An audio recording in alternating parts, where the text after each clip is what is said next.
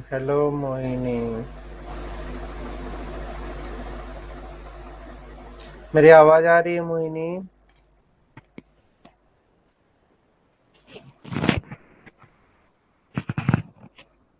आवाज आ रही है मोहिनी?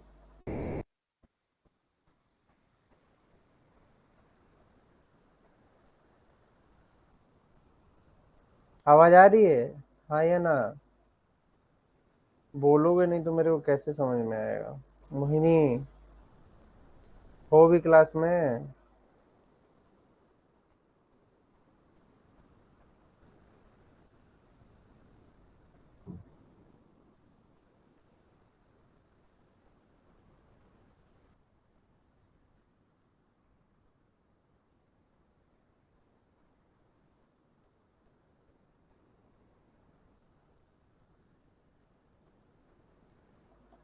मोहिनी सुनाई दे रहा है?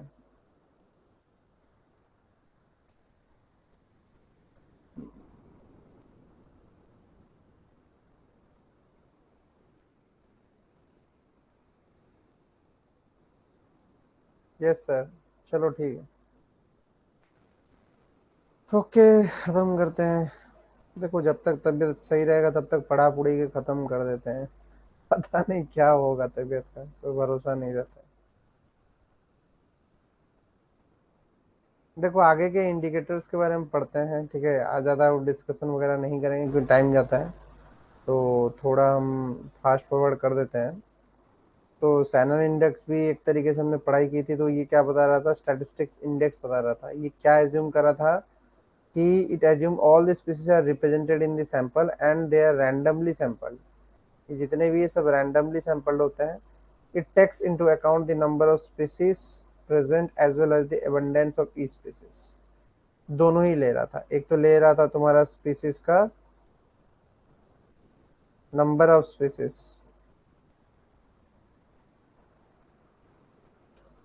ठीक है? और दूसरा क्या ले रहा था? एबंडेंस, ठीक है? तो दोनों ही चीजें ले रहा था वो कौन? एबंडेंस भी ले रहा था और तुम्हारा स्पीसीज का वैल्यू जो है तुम्हारा नंबर वो भी ले रहा था। क्लियर है? ये चीज तो क्लियर है ना?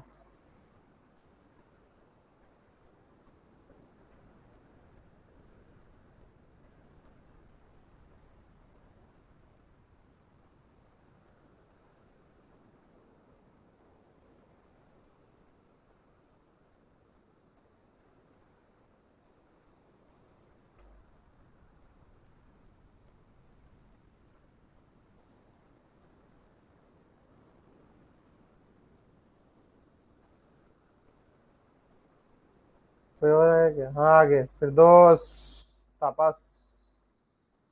चलो भाई, शुरू करते हैं।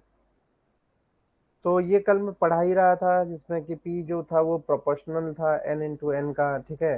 लास्ट क्लास में हमने सिम्पसन इंडेक्स पढ़ा था, तो यहाँ पे हम पढ़ रहे हैं हमारा सैनन इंडेक्स। तो सैनन इंडेक्स में क्या हो रहा है देखो।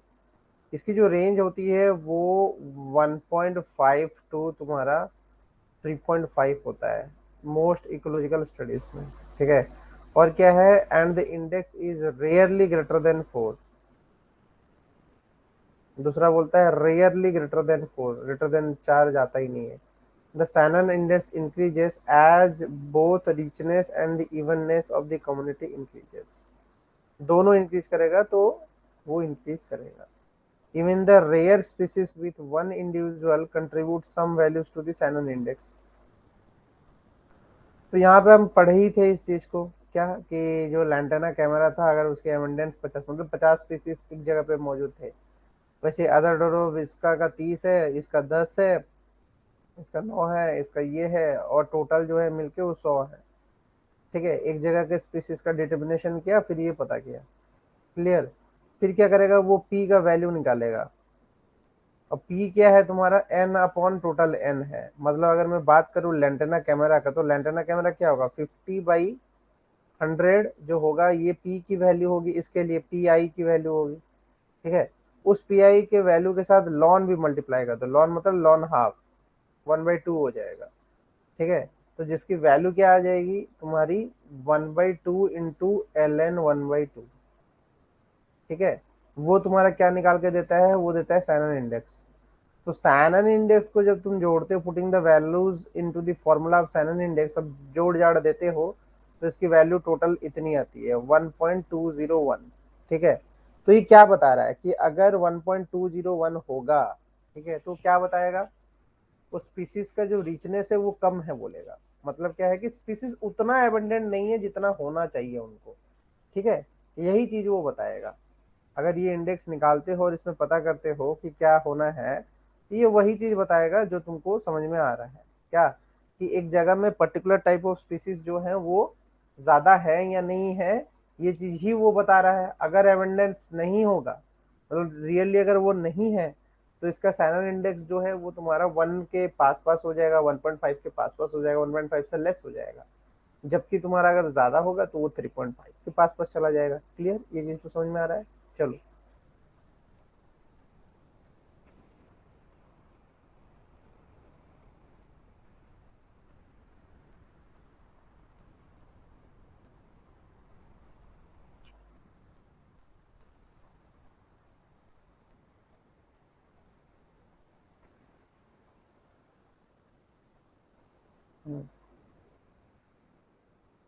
अब हम पढ़ते हैं थोड़ा तुम्हारा जो वाइल्ड लाइफ वगैरह। ठीक है, कंजर्वेशन, क्योंकि अब तुम्हारी कहानी कंजर्वेशन की शुरू हो जाती है। अब जो हम टॉपिक पढ़ रहे हैं वो है कंजर्वेशन।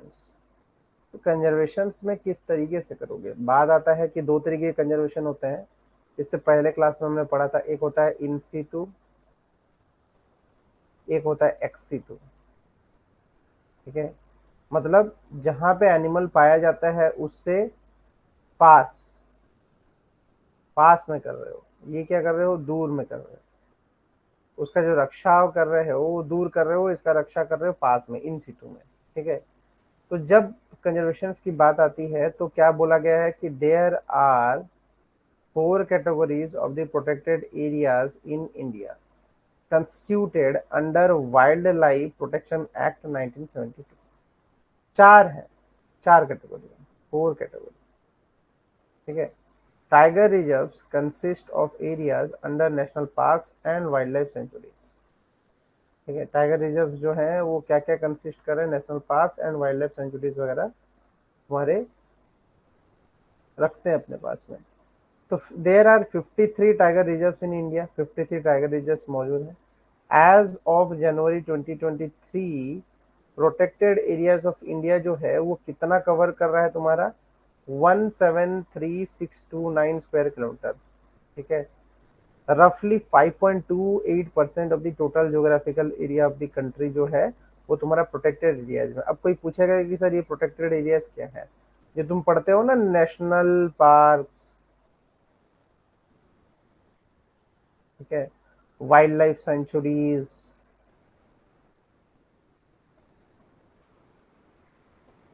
ये सब।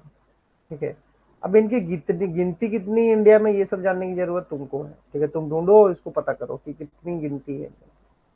बाकी जो बताना था प्रोटेक्टेड एरियाज ऑफ इंडिया के बारे में वो तुमको मैंने समझा दिया है। ठीक है, ये सब उसके कैटेगरीज के अंडर में है।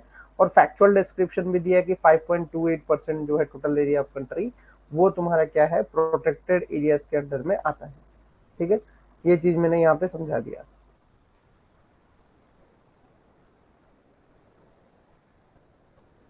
Sir please repeat once more, are you okay?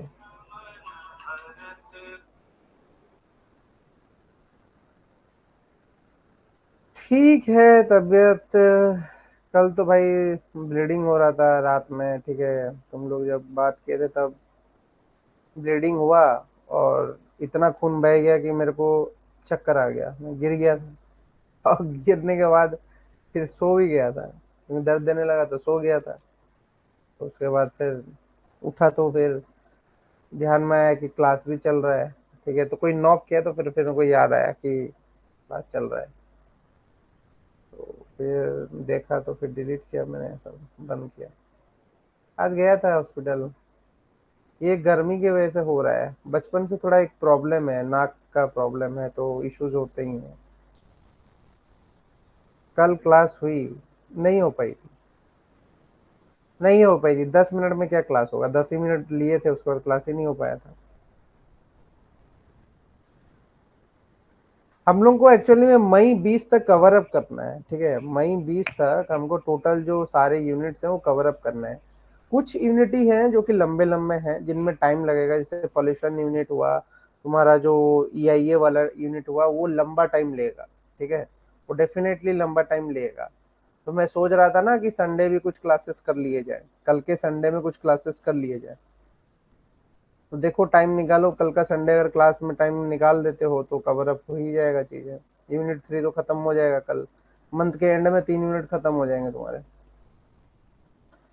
Next unit जो है काफी इजी है, वो 3 क्लास में खत्म हो जाएगा, उसमें ज्यादा नहीं खींचेंगे, वो 3 आवर्स में ही खत्म होगा, तीन मतलब 3 दिन में ही खत्म कर देंगे उसको।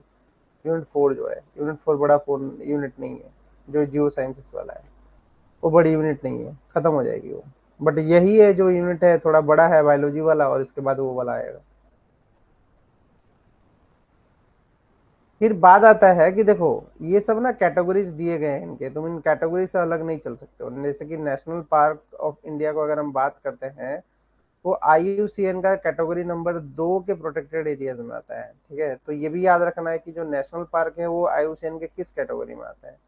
फिर आता है कि इंडिया का जो फर्स्ट नेशनल पार्क है वो 1936 में हैली नेशनल पार्क के नाम से उसको बनाया गया था, हैली, जिसको हम जिम कॉर्बेट नेशनल पार्क भी बोलते हैं, जो कि उत्तराखंड में मौजूद है।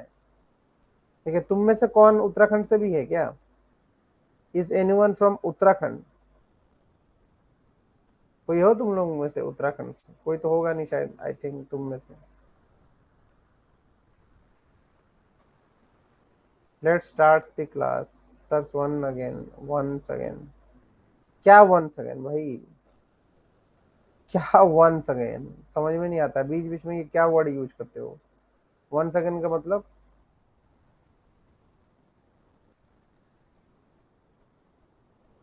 समझ नहीं पाता हूँ मैं, क्या बोलते हो? 1 सेकंड का मतलब क्या है? 1 सेकंड का मीनिंग क्या बता रहे हो भाई? बताओ, क्या बोलना चाहते हो? अरे दोबारा बता दो, किस चीज को बताऊं दोबारा?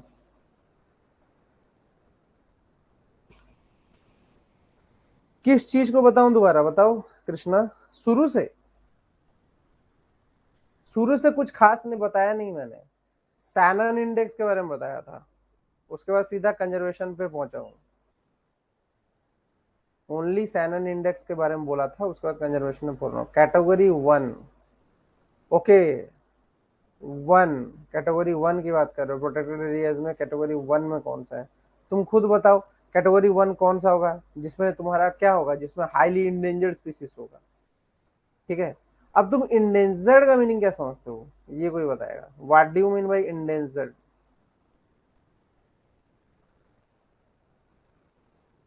बताओ इंडेंजर्ड का मीनिंग क्या समझते हो?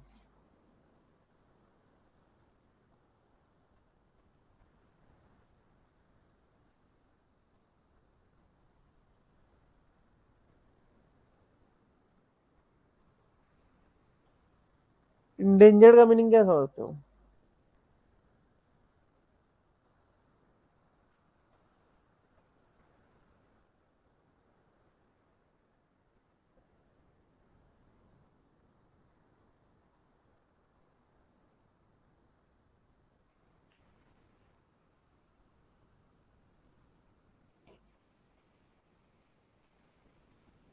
कभी बायोडाइवर्सिटी रिजर्व्स के बारे में सुने हो?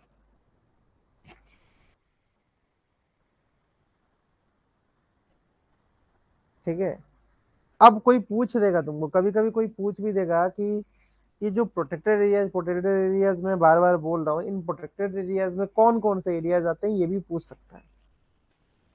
तो उसको भी बताना आना चाहिए तुमको कि ये जो प्रोटेक्टेड एरियाज हैं, इनमें कौन कौन से एरियाज जो होते हैं वो प्रोटेक्टेड होते हैं, ये चीज पता होना चाहिए तुमको, अदरवाइज गलत बोलोगे।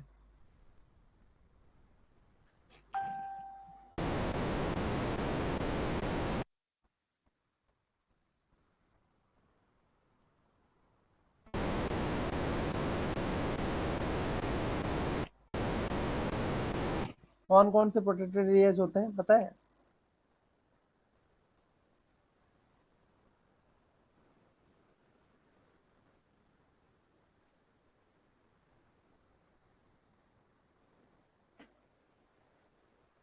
National park, wild life sanctuary, conservation reserves, community reserves.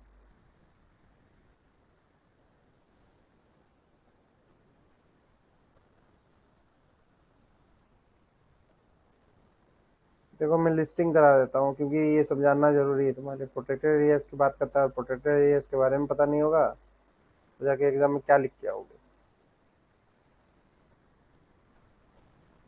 सबसे पहले अगर हम बात करें प्रोटेक्टेड एरियाज में, तुम्हारा क्या आ रहा है? Natural park. आर्टिफिशियल नहीं होना चाहिए, नेचुरल होना चाहिए, मतलब पहले से कोई बना हुआ पार्क वगैरह हो। ठीक है, नेचुरल पार्क होना चाहिए, नेचुरल मॉन्यूमेंट्स होना चाहिए। मॉन्यूमेंट्स, समझ रहे हो, कुतुब मीनार वगैरह वो सब क्या है, मैन मेड है। बट नेचुरल मॉन्यूमेंट्स अलग चीजें हैं, जो नेचर के बनाए हुए कुछ मॉन्यूमेंट्स होने चाहिए। दूसरा क्या है? Wild life sanctuaries.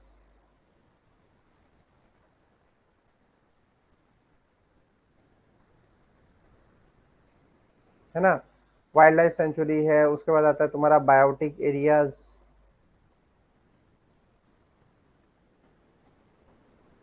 ठीक है, बायोटिक एरियाज। ठीक है, फिर आता है क्या? Marine reserves.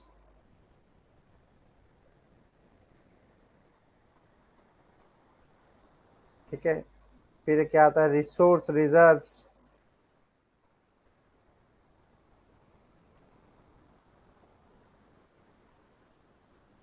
ठीक है, फिर क्या आएगा तुम्हारा? Fish centuries.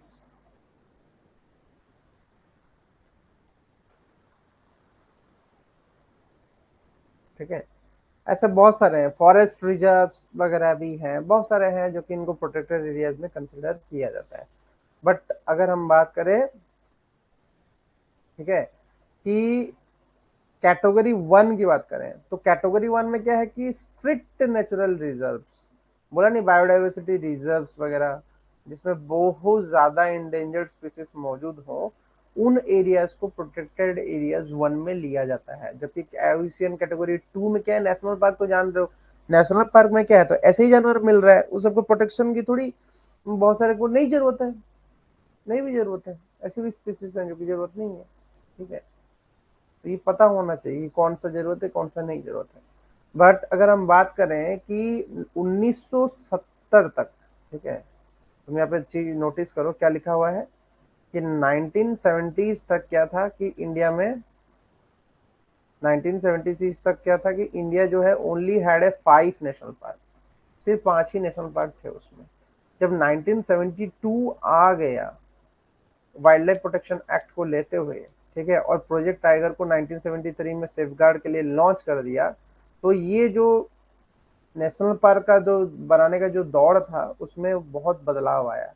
जैसे कि अभी अगर हम बात करें, जनवरी 2023 तक 106 नेशनल पार्क मौजूद थे, जो कि कितने एरिया को कवर कर रहे थे? 44,402। ठीक है, रफली around 1.35% of the geographical area of the country. ठीक है, वो तो था तुम्हारा क्या, प्रोटेक्टेड एरियाज की बात कर रहा था, सिर्फ प्रोटेक्टेड एरियाज में 5.28 था। ठीक है, उसका 1.35% अगर हम ले ले, ठीक है, 1.35 तो उसका नहीं होगा, वो total area of the country का अगर ले ले तो उसमें वो नेशनल पार्क इतना मौजूद है। ये चीज वो बताना चाहते हैं। ये तो बहुत ही क्लियर फैक्ट है, इसको बताने की जरूरत है नहीं। ठीक है, तो वाइल्ड लाइफ सेंचुरीज अगर हम उसकी तो बात कर दी, कैटेगरी टू में आ रहा है। बट वाइल्ड लाइफ सेंचुरीज की बात करें तो वो क्या आ रहा है कैटेगरी तुम्हारा, ये जो कैटेगरी, इसकी कैटेगरी जो हो रही है ये तुम्हारी IUCN category four protected areas. ठीक है, between 1936 2002 565 wild life centuries were established in the country that covers इतना area, roughly 3.73% of the geographical area. देखो नेशनल पार्क अभी भी कम है, इसमें 567 है, ठीक है। और इसमें भी तुम्हारे जो टाइगर रिजर्व्स हैं वो 53 है, और जिनका थोड़ा सिग्निफिकेंस ज्यादा है बंगाल टाइगर का। अब बात आती कि बंगाल टाइगर का सिग्निफिकेंस क्यों ज्यादा है, कोई बताएगा मेरे को? ये पढ़ा चुका हूं पहले भी, इसीलिए पूछ रहा हूँ, बताओ।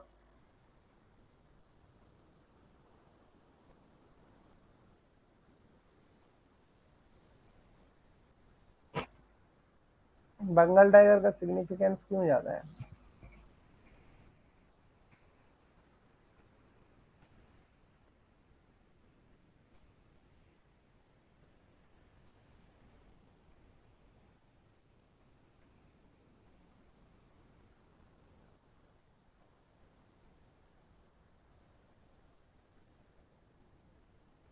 बंगाल टाइगर ऐसा क्या करता है?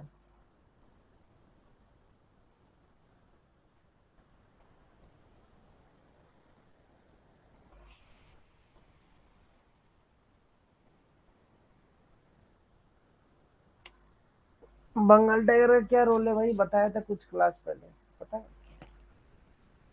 रिकॉर्डेड लेक्चर अगर ध्यान से सुन रहे होगे तो पता होगा तुम लोगों को।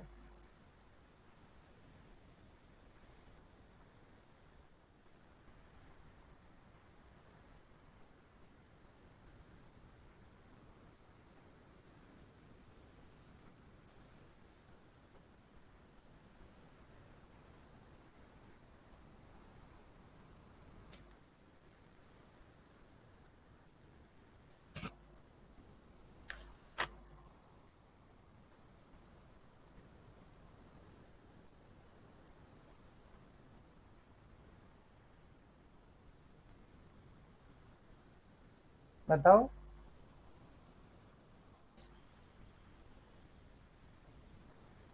क्या मोहिनी, फिरदौस, कुछ बोलोगे नहीं कि क्या है?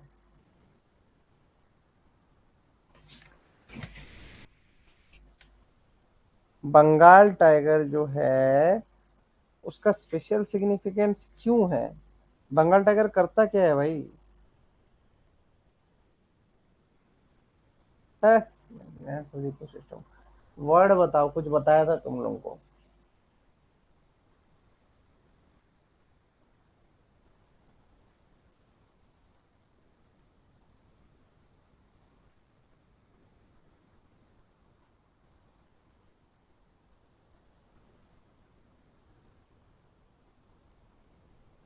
नहीं नहीं भाई, नहीं, ये सब नहीं है। दूसरा ही लेसन था ये, वीडियोस नहीं देख रहे हो लग रहा है। यूनिट 3 का वीडियोस वगैरह नहीं देख रहे हो? दूसरा ही, ये जो लेसन था यूनिट 3 का वही है। याद है कुछ स्पीसीज के बारे में बोला था? स्पीसीज के बारे में बताओ।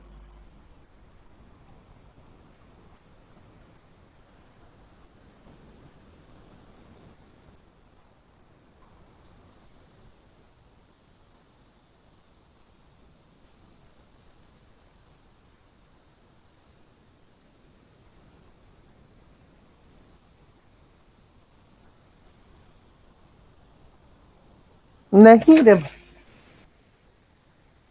सिंबल विम्बल इकोटोन स्पीसीज क्या क्या बोल रहे हैं? फ्लैगशिप बोलते हैं उसे, फ्लैगशिप। हाँ, ये बोल सकते हो फ्लैगशिप, बट ठीक है, फ्लैगशिप के अलावा भी कुछ हो सकता है।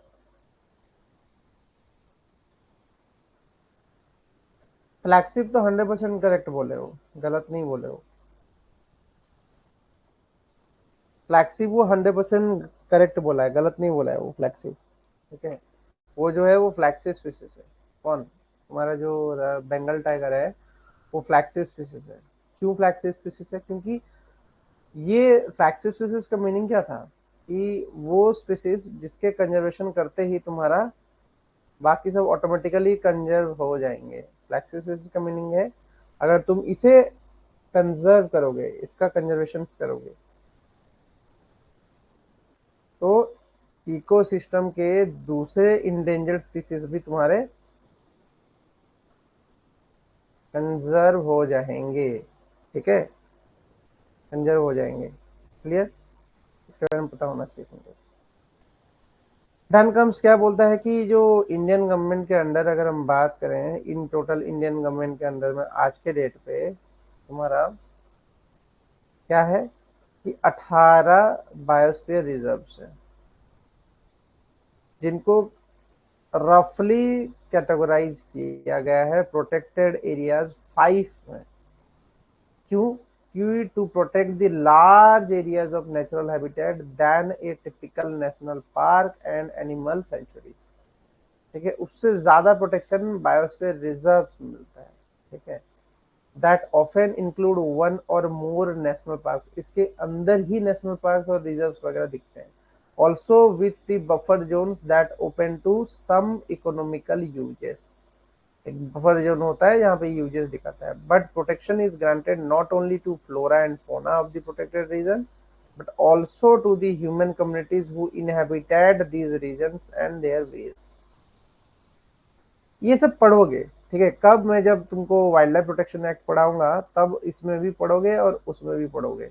इसलिए थोड़ा पहले अगर जान रहे हो तो काफी अच्छा है। ठीक है, कोई गलत नहीं है, जानना कोई गलत बात नहीं होती है, काफी अच्छा है। पहले से ही जान लोगे चीजें तो बढ़िया है ना। इसके बारे में पता होना चाहिए तुमको। ठीक है,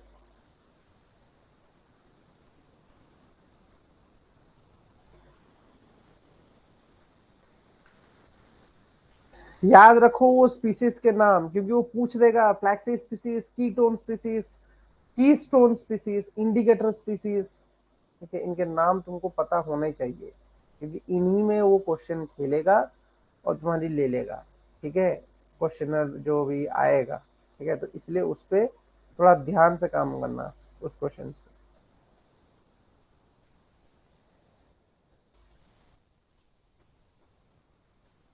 फिर आता है तुम्हारा reserve forest and protected areas. क्या हो गया? एक मिनट।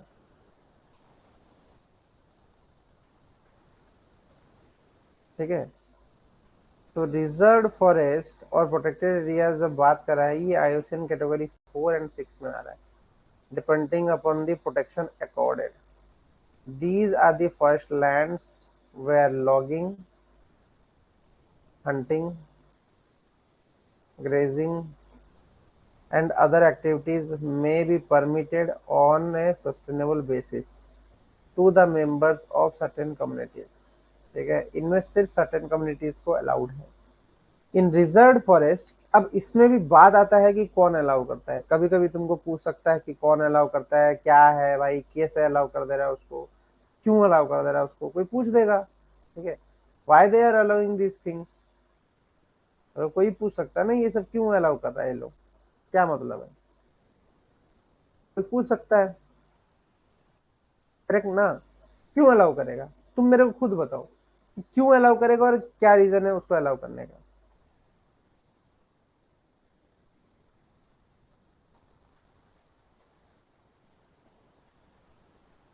क्यों कोई अलाउ करेगा? बात आ रहा है क्यों अलाउ करेगा कोई, क्या रीजन हो सकता है अलाउ करने का?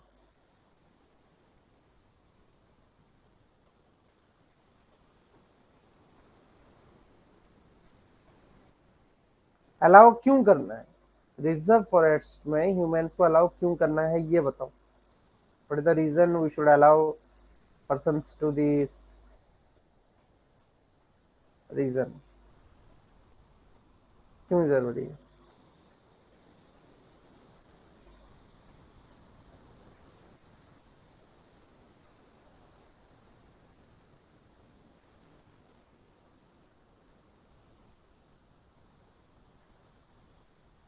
बताओ भाई, क्यों जरूरी है? What is the reason?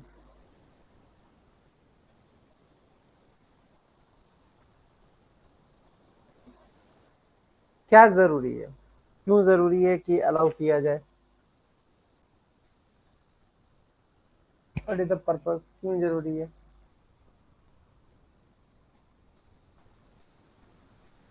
लोगों को अलाउ करना क्यों जरूरी है? वहाँ तो जानवर रहते हैं, उनको तो हार्म होगा। Y still allowed?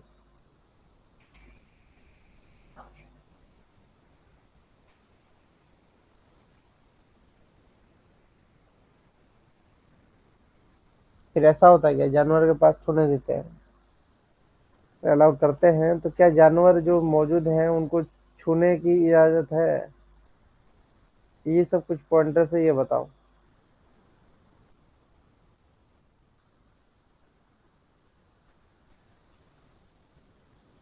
ये तो ठीक है, जानवरों को क्या है प्रॉब्लम, क्यों उनको अलाउ करना चाहिए, ये बताओ।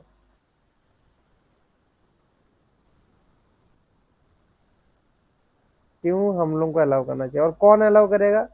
उसका भी एक नाम है, लिख लो कॉपी में। Chief wild life warden. Chief wild life warden जो होता है वो परमिशन देता है तुम्हारा, किसको, फॉरेस्ट में, रिजर्व फॉरेस्ट में एंट्री करने की और यूज करने की। तो जो पीपल है आसपास के, उनको क्या जरूरत पड़ती है कि फॉरेस्ट पे वो डिपेंडेंट हो जाते हैं, ये बताओ। जो बायोस्फीयर रिजर्व में जो फॉरेस्ट है उनमें वो डिपेंडेंट होते हैं, ऐसा क्या रीजन हो सकता है?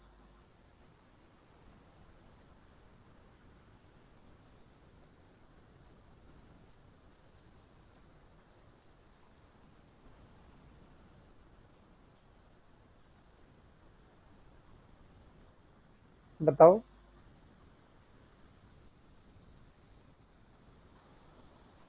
और अगर तुमको पता है कि अलाउ होती है तो किस जोन तक अलाउ होती है, और कितने तरीके के जोन होते हैं, फिर प्रश्न उठेगा ये।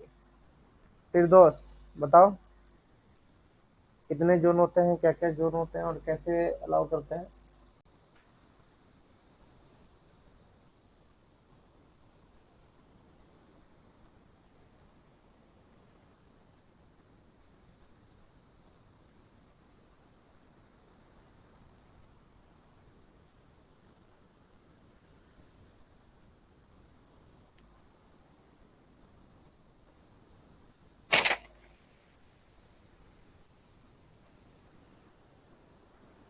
अलाउ करेगा ना?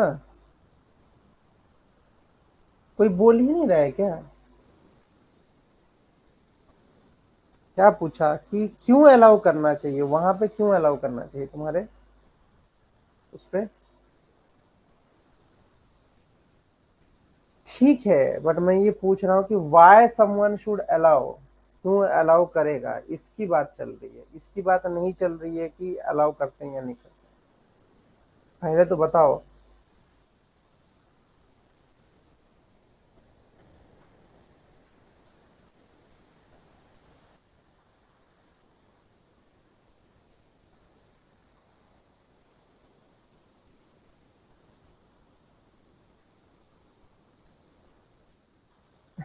अलाउ करने से पता चलेगा कि वाइल्ड लाइफ की conditions, ethical believes from tribal people and people need forest requirement, okay.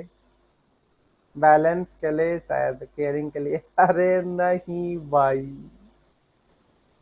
नहीं, जो कोर बफर जोन, जो तीन जोन बोल रहे हो ना, transition zone, core buffer zone, ये सब जो, भाई मैं आंसर ही नहीं दूंगा, मैं प्रॉब है।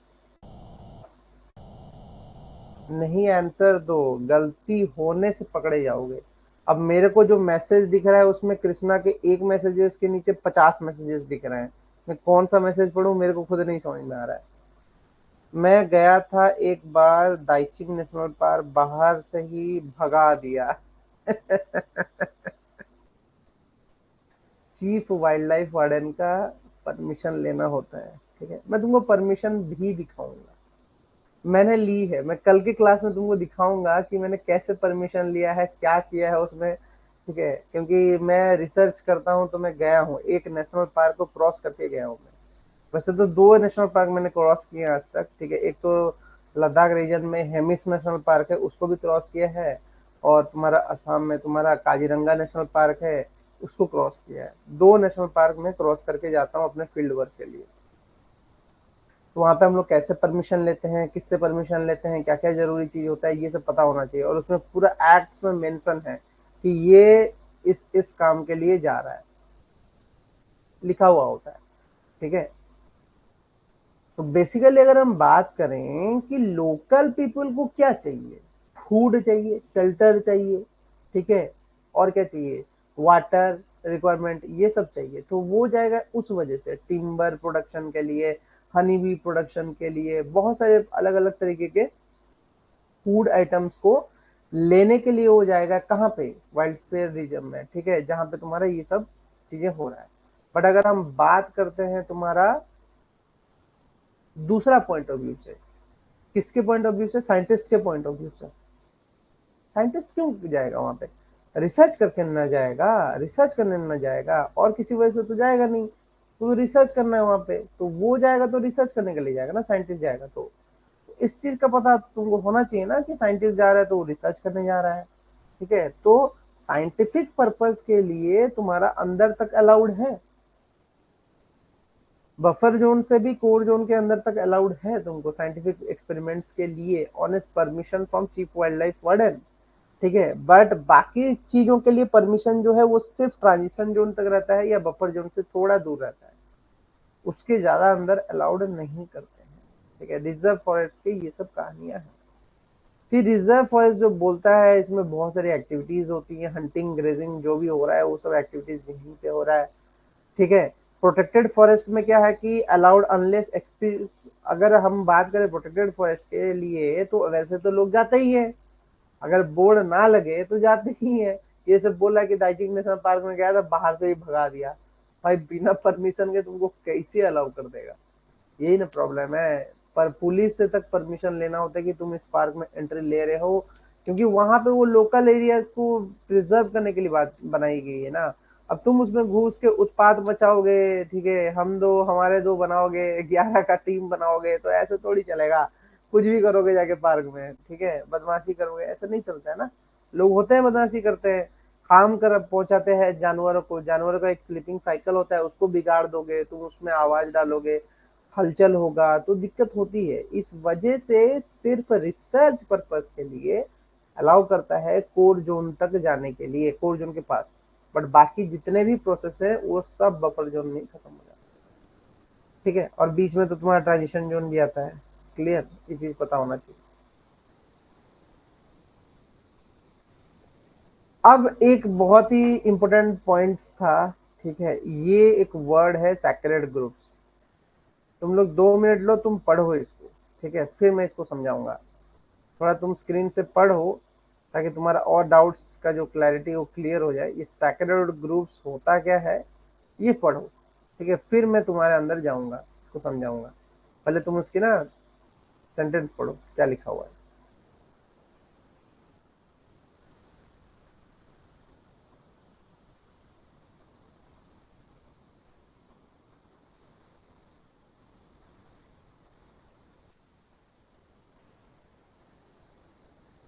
ठीक है, पढ़ो,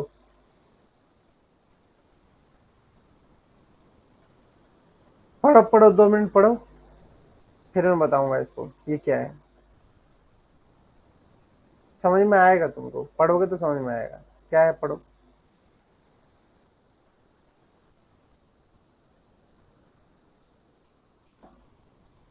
1 मिनट लो, पढ़ लो अच्छे से, और फिर मेरे को एक्सप्लेन कर पाओगे तो करना, मोहिनी एक्सप्लेन करेगा, क्योंकि ये बहुत इजी टॉपिक है सैक्रेड ग्रुप्स, इस पे तो मैं ज्यादा कम ही बताऊंगा।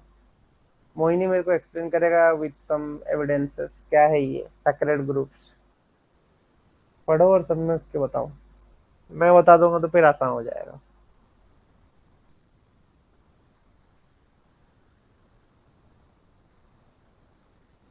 कल का क्लास अगर रखेंगे तो उसमें क्वेश्चन आंसर्स रखेंगे मोस्टली, ठीक है, क्वेश्चंस रखेंगे। यूनिट का जो इसी यूनिट का रखेंगे मोस्टली, क्लियर। बताओ क्या पढ़ के समझ में आया, ये चीज लिखो, तब समझाएंगे आगे कहानी।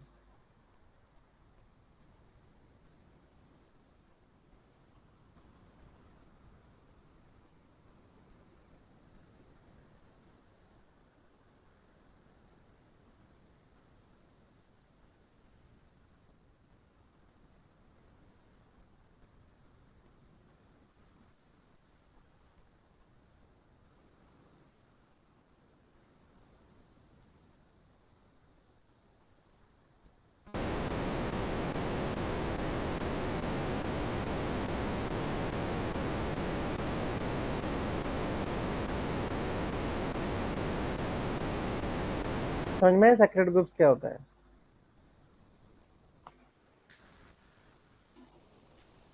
अब तुम लोगों को दिखा भी देता हूँ। ठीक है, सेक्रेड ग्रुप्स क्या होता है तुम्हारा?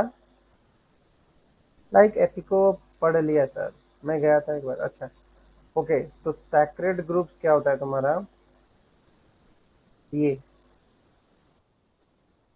देख रहे हैं? ऐसे मंदिर देखे हो गांव या कहीं पे? अगर तुम्हारा छोटा मोटा, जैसे कि मैं स्तूपा की बात करता हूँ, बुद्धिज्म में क्या होता है, स्तूपा बनाते हैं कहीं पहाड़ों में, छोटे मोटे मंदिर बनाए जाते हैं ना, पता ही होगा तुमको। ठीक है, पहाड़ों में छोटे मोटे मंदिर बनाए जाते हैं, पेड़ों के पास बनाया जाता है, पेड़ों को मान के बनाया जाता है, तो इन सब को हम क्या बोलते हैं? सैक्रेड ग्रुप्स बोलते हैं। ठीक है, अभी सैक्रेड ग्रुप्स तुम दिख रहा होगा एग्जाम्पल के तौर पे, उसने क्या दिया यहाँ पे कि the common examples of sacred groups जो है वो क्या है? पिक्यूअस रेजी रेली गोइसा। ठीक है, देखो एक मिनट। हाँ, फीकस रेलिगोइसा जो है कि है पीपल, पीपल की पूजा की जाती है, इसलिए ये सैक्रेड ग्रुप्स के अंदर है। वैसे ही फिकस बेनिगेंसिस, बेनी बेनी नहीं है, बेंगालेंसिस। ठीक है, जिसको हम बनियान ट्री भी बोलते हैं, बरगद का पेड़। यार इतना क्या सोच रहे हैं, पीपल और बरगद। ठीक है, दोनों की पूजा की जाती है। पीपल और बरगद के पास तुम्हारे भगवान का फोटो रख के या तो उसी को मान के भगवान पूजा की जाती है। ठीक है, तो ये सब क्या है कि रिलीजियस सेंटिमेंट्स के साथ जुड़े हुए हैं अलग अलग धर्मों के। ठीक है, तो उस वजह से भी इन सैक्रेड ग्रुप्स को हम पूजा करने की वजह से इनका प्रोटेक्शन हो रहा है। ठीक है, और वो किस लिए इम्पोर्टेंट है? क्योंकि ये huge amount of oxygen produce करते हैं, क्योंकि इनके जड़े, जैसे बनियान ट्री है उसका जड़ मजबूत होता है, काफी ज्यादा उसमें पत्ते होंगे तो ज्यादा ऑक्सीजन छोड़ेगा और मेंटेन करेगा एटमोस्फेयर में जो बैलेंसिंग है ऑक्सीजन का, उसको मेंटेन करेगा। तो वो इसीलिए तुम्हारा यूजफुल है। कौन? तुम्हारा सैक्रेड ग्रुप्स में बनियान ट्री जो है वो बेस्ट एग्जांपल है तुम्हारा इसके लिए। देखा था ऐसे ओरोवेल में। तो पौंडीचेरी भी गया है क्या? किस काम से गया है भाई? पौंडी, ये पौंडी गया है रे, पौंडी। पौंडी भी गया है लगता है, एक और 11 में से एक टीम प्लेयर को ढूंढने पौंडी भी गया था। क्या भाई पौंडी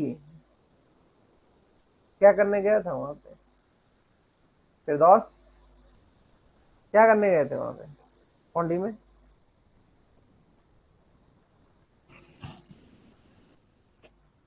बताओ, क्या करने गए थे? खैर छोड़ो, सैक्रेड ग्रुप जैसे बोला। ठीक है, प्रोटेक्टेड एरियाज में सैक्रेड ग्रुप्स की नाम आ रही है, क्या ये बनियान और पीपल ही है, कोई और पेड़ नहीं है?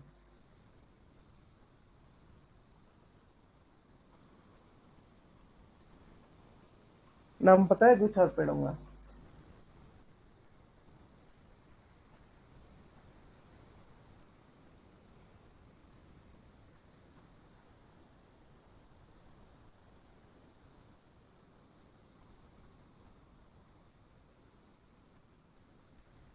कोई और एग्जांपल्स बता सकते हो सैक्रेड ग्रुप्स, बनियान और पीपल के अलावा? बताओ।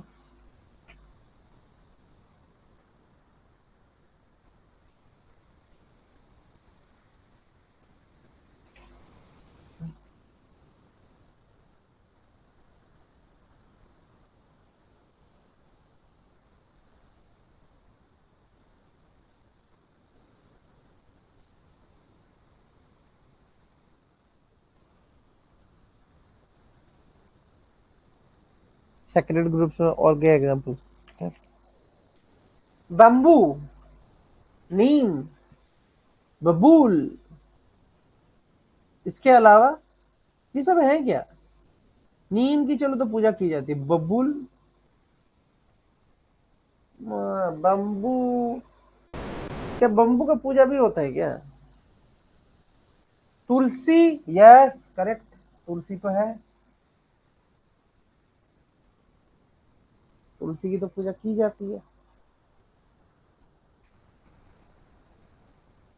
तुलसी तो है भाई। करेक्ट बोलो। और कोई एग्जांपल्स?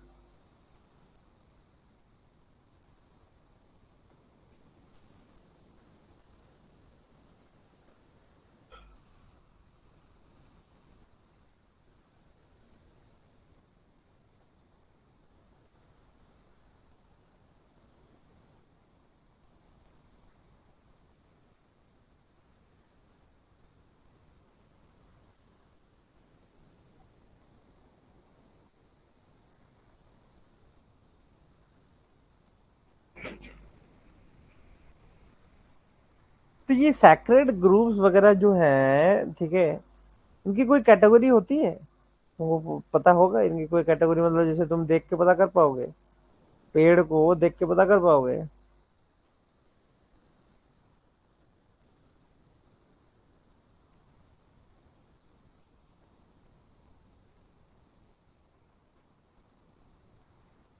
करंटली अगर हम बात करें टोटल ओवरऑल इंडिया में, ठीक है, ओवरऑल इंडिया में तुम्हारा जो सैक्रेड ग्रुप्स का जो रिपोर्टिंग है वो लगभग 1 लाख है। ठीक है। फिर क्या होता है कि इनका अलग अलग क्लासेस में इनका डिवीजन किया गया है। ठीक है। तो अलग अलग क्लासेस में जब इनका डिवीजन किया गया है तो स्मॉलर ग्रुप्स की बात करते हैं, जैसे कि तुम बोला कि तुलसी है सर, तुलसी, ठीक है, वो क्या छोटा पौधा है, बड़ा पौधा तो नहीं हो सकता तुलसी जो है। ठीक है। अब तुलसी क्योंकि छोटा पौधा है तो उसको हम एक अलग नाम से भी पुकारते हैं, जिसका स्पेलिंग है कांस, KANS, कांस। ठीक है। स्मॉल ग्रुप्स जो हैं उनको हम कांस बोलते हैं। लार्जर ग्रुप्स को क्या बोलते हैं? देवर कड़ू, देवर कड़ू, DEVARKADU। ठीक है, देवर कड़ू।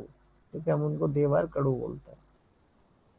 ठीक है, ये पता होना चाहिए तुमको इसके बारे में। किसके बारे में? सैक्रेड ग्रुप्स के बारे में। क्लियर? ये चीज पता होना चाहिए। अब मेरे को ये बताओ कि जो बनियान ट्री है उसके जो जड़ें हैं वो ज्यादा डीप होते हैं या कम डीप होते हैं? ये चीज बताओ।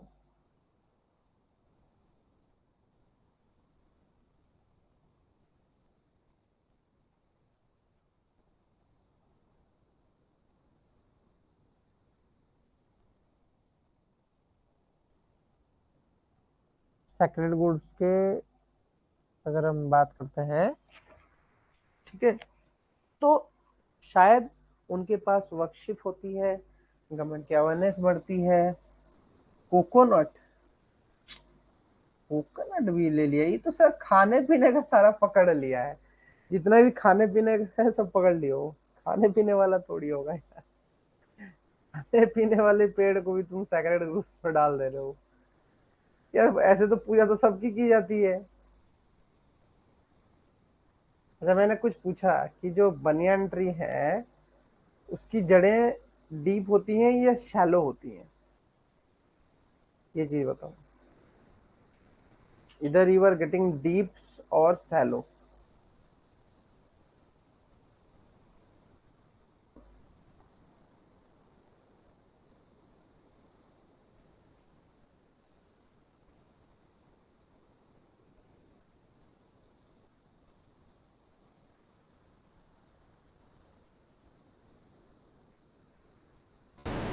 सुशीला कम डीप?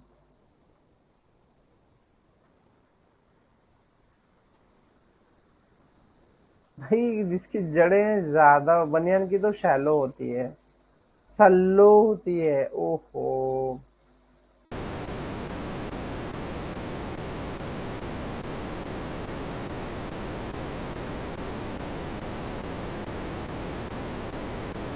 पता करके आना, नेक्स्ट क्लास में पूछूंगा वापस।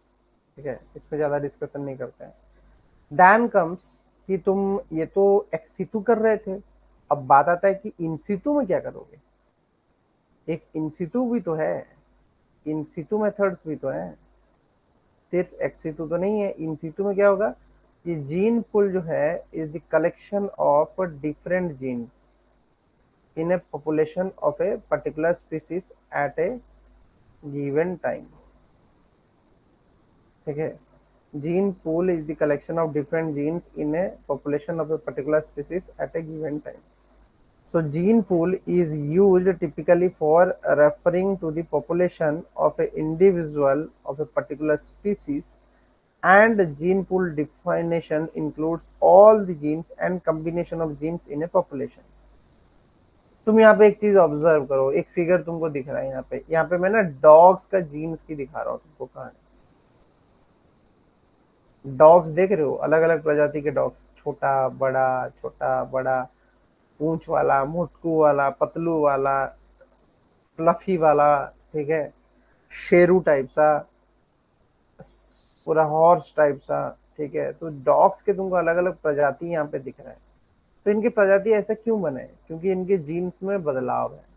तो जीन पूल की जब वो बात करता है तो वो अलग अलग जीन्स का कलेक्शन अगर रखा जाता है कहीं पे, अगर जरूरत पड़ी तो उनका ग्रोथ पे फिर आगे उनको कहीं इंट्रोड्यूस करके उनका ग्रोथ को बढ़ावा दिया जा सके, ठीक है। तो वहां पे इस तरीके से संग्रह करके रखते हैं, ये होता है जीन पूल, इसको ऐसे संग्रह करके रखा जाता है, ठीक है। ये चीज याद रखना, आगे चल के उसके पॉपुलेशन को अगर कहीं बढ़ाना हो तो इसका यूज कर लो, ये इंसितु होता है, ठीक है। इसके बाद आता है तुम्हारी जो प्रश्न की व्हाट इज बायोपायरेसी, ये भी है तुम्हारे टॉपिक में। तो ये बायोपायरेसी क्या होता है, कोई पूछेगा what do you mean by biopiracy. Biopiracy क्या होता है कि biopiracy is the practice of a commercial exploitation of the biochemicals और genetic materials which occur naturally. एक तो बायोकेमिकल्स और जेनेटिक मटेरियल का एक्सप्लोटेशन, याद रखो बस। The indigenous people have a traditional cognitions primarily consisting of biological feature and genetic diversity of the natural environment. सही बात है, इनके बीच में बायोलॉजिकली और जेनेटिकली दोनों में डाइवर्सिफिकेशन मौजूद है, किसमें, इंडिया में जितने भी है, ठीक है। अब उसमें भी वो बोल रहा है कि few of the traditional knowledge relevant to global survival has a element, जैसे कि हम बात करते हैं कि कुछ कुछ चीजें जो है सबको पता है। एक होता है फार्मिंग प्रोसेसेस, एग्रीकल्चर प्रोसेस, दूसरा होता है मेडिसिनल प्लांट्स वाला पर्पजेस, तीसरा होता है वेराइटीज ऑफ फूड क्रॉप्स, उनका ग्रोथ, ठीक है। ये बहुत ही सिंपल है, इसमें कोई बड़ी चीज नहीं है कि तुमको समझ में नहीं आएगा कि बायोपायरेसी क्या है। कमर्शियल यूज के लिए बस कोई पूछेगा तो बोल देना कि कमर्शियल यूज के लिए अगर अंधाधुन एक्सप्लोटेशन करोगे तुम नेचुरली ऑकरिंग फॉरेस्ट का तो यही हाल रहेगा, ठीक है। तो उसी की चर्चा चल रही है, क्लियर, इसमें तो कोई डाउट नहीं होना चाहिए। बायोपायरेसी तो काफी इजी है। हाँ, वो यही बोल रहा है कि किस बेसिस पे करोगे, ठीक है, किस चीज को करोगे, किस बेसिस पे करोगे, ठीक है। किस बेसिस पे वो रेलिवेंट जो बनेगा, कहानी जो बनेगा वो रेलिवेंट बनेगा बायोपायरेसी की, वो चीज बोल रहा है। एक तो मेडिसिनल प्लांट्स का एक्सप्लोटेशन हो तो प्रॉब्लम, फार्मिंग और एग्रीकल्चर लैंड का प्रॉब्लम हो तो प्रॉब्लम, या तो क्रॉप्स बने हो और उनपे तुम कुछ प्रॉब्लम क्रिएट कर दे रहे हो तो भी प्रॉब्लम होगा, ठीक है। ये बायोपायरेसी होता है।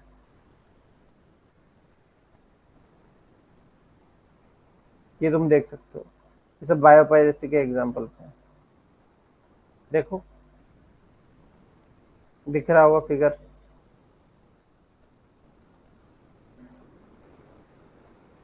फिगर दिख रहा है ना जी, इसमें क्या समझा रहा है, दिख रहा है तुमको फिगर। ये लोग क्या कर रहे हैं, कोई समझाएगा मेरे को, बायोपायरेसी कर रहे हैं या क्या कर रहे हैं, कैसे कर रहे हैं वो भी बताओ।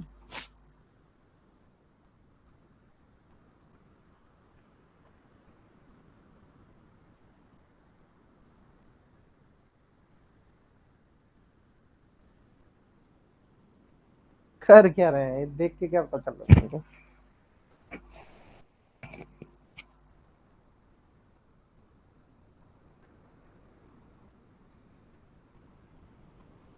कुछ दिख के समझ में आ रहा है, विजुअल इंटरप्रिटेशन है, क्विज टाइप सा नहीं आता विजुअल इंटरप्रिटेशन कहेंगे, वही पूछा जा रहा है तरीके से। तो क्या लिखोगे,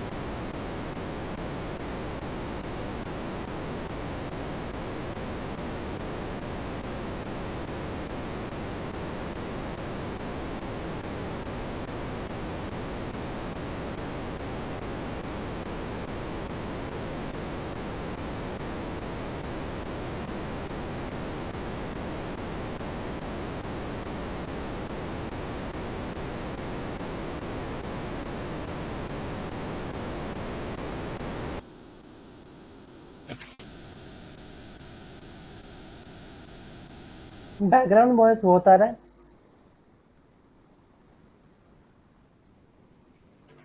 बैकग्राउंड वॉइस क्या आ रहा है? ये फिगर क्या बता रहा था?